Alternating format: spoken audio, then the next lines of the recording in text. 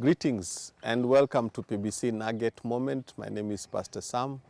I'll be taking you through the nuggets today. Today we read Psalm chapter 18, verse 1 and verse 2.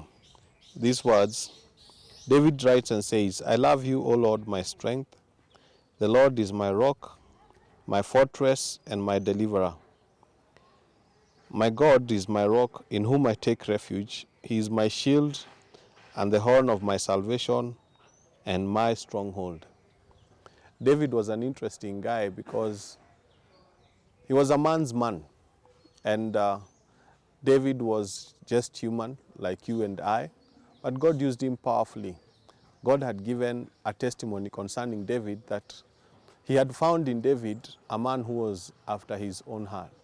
But when you study the life of David, he was a man who had failures, he was a man who had shortcomings. But in his shortcomings, he would acknowledge the Lord and understand that even though I've been anointed, even though I am the king of Israel, there are some shortcomings about my life. And I'm going to face challenges, I'm going to face mountains, I'm going to face giants, I'm going to face valleys. But even in these challenges, even in encountering difficulties and hardships, David knew one thing, that God was by his side. Psalm 18 is written after God had delivered David from all the enemies. And David writes that number one, the Lord is my strength. He continues to write and say, the Lord is my fortress, the Lord is my stronghold, the Lord is my refuge, and many other attributes he gives to God. In these two verses, he actually gives about 8 attributes of God. And it was because God had fought for him a battle and silenced all his enemies. Are you facing a battle today? Are you encountering a sickness? Are you encountering a mountain? Have you come across a giant and you're looking and saying, now this thing has come to kill me. This debt has come to kill me. This sickness, this rebellion, the laying off from work has come to finish me.